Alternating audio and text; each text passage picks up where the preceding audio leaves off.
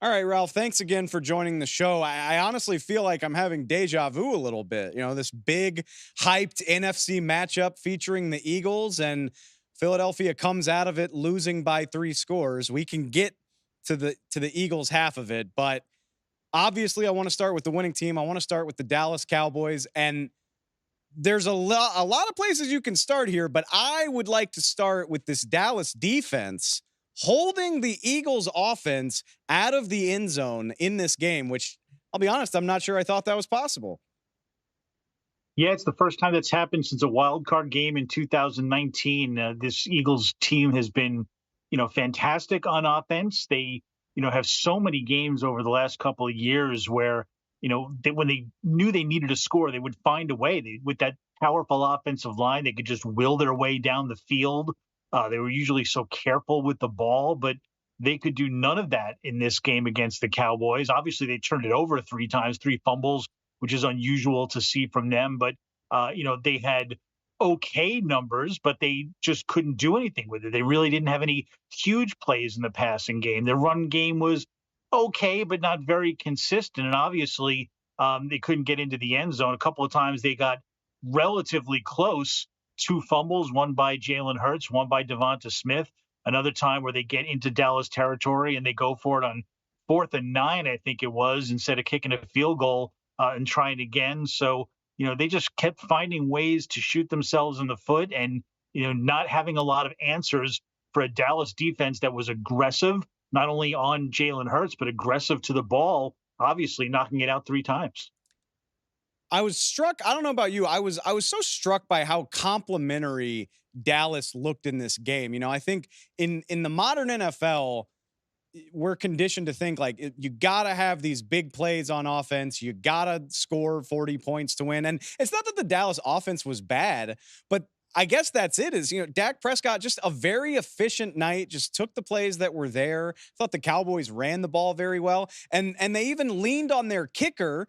We get so mad at teams leaning on their kicker, and here are the Cowboys just booming field goal after field goal. And it just felt like a very complete performance. And really on both sides. I mean, outside of Brandon Aubrey with his 4 field goals and the 50-yarder and 59-yarder and 60-yarder, I can't think of something in this game that the Cowboys did great, exceptional. Like this is the reason why they won. They just did everything really well. They covered well on defense. They tackled well. They pressured well. And on offense, what I really like about the offense is Dak Prescott and Mike McCarthy are making it clear that it's not what it was earlier in the season when it was all Prescott and CD Lamb. He will spread the ball around now. And you got a contribution from Tony Pollard, who had 7 catches in this game to go with his, was it 59 rushing yards.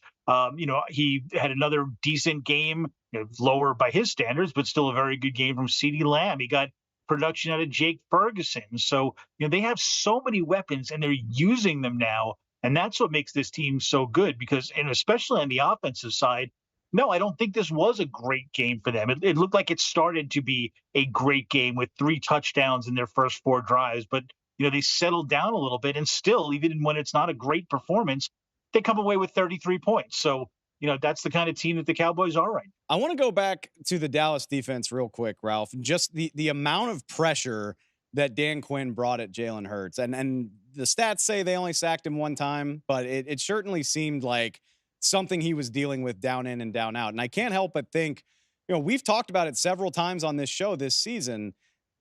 Regardless of how well he's played, it still doesn't look like he's moving as well as you would prefer. It still looks like he's dealing with something. And I can't help but think of the 49ers defensive end Nick Bosa talking about putting a blueprint out. I think Bosa meant that pretty tongue in cheek, but I do start to wonder if maybe that is the case and maybe Jalen Hurts will be dealing with this pressure from here on out until the Eagles prove they can do something about it. Yeah, I'm starting to wonder too. Obviously it's, a 2 game trend for him that's really bad. And, it's against not only 2 of the best teams in the NFC, but their 2 biggest competitors in the race for the Super Bowl, which has to be alarming because they're going to have to go through one, if not both of them, to get to their second straight Super Bowl. So, yeah, the Eagles should be a little worried about that. Their offensive line does not look as dominant as it was in past seasons as it was earlier this season. We saw some signs of that early on, but it was really exposed to me against the 49ers and the Cowboys. And there's no doubt that it affected Jalen Hurts. He's had a couple of issues this year. One of them, obviously, is he doesn't look like himself on the run, not running as much or for as many yards, not making as many plays outside of the pocket as he had in the past.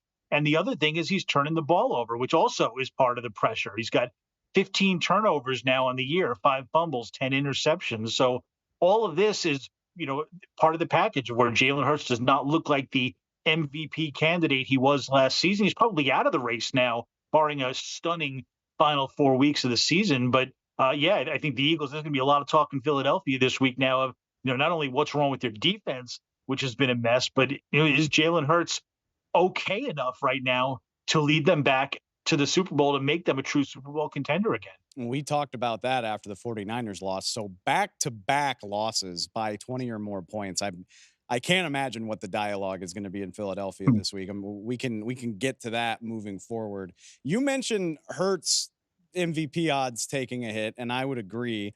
And I'll say it again.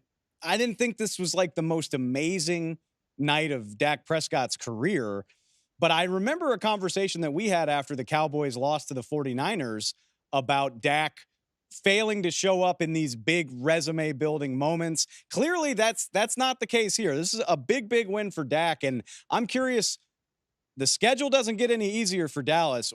Where do you see this going for the Cowboys? Have the Cowboys officially started to maybe turn the narrative around about what they're capable of?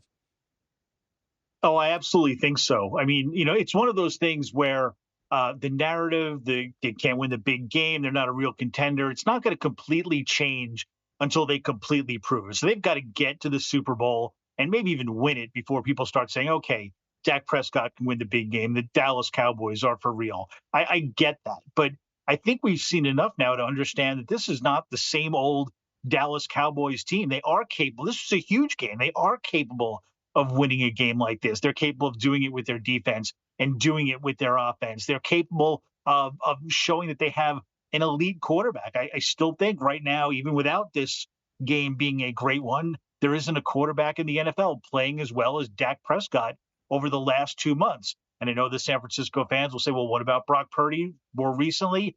Yeah, that's your 1-2, I think, right now in the MVP race. But I do think Dak Prescott is playing better. He's got more offensive firepower around him when he uses it the right way. Maybe the 49ers and Cowboys now are the 1-2 teams. Maybe the Eagles are still in there, but you can't dismiss the Cowboys. I mean, to me, this game over the Eagles was a big statement that they're for real. They're probably the best team in the NFC East, even if they don't end up winning it. And that despite what happened to the 49ers, however many weeks ago, they might be the best team in the NFC. They're certainly one of them. So take them seriously, and people are going to still say, well, prove it. But they've been doing it. They've been doing it as much as they can, and there's still a few steps to go. But, this Cowboys team, to me, looks very much for real.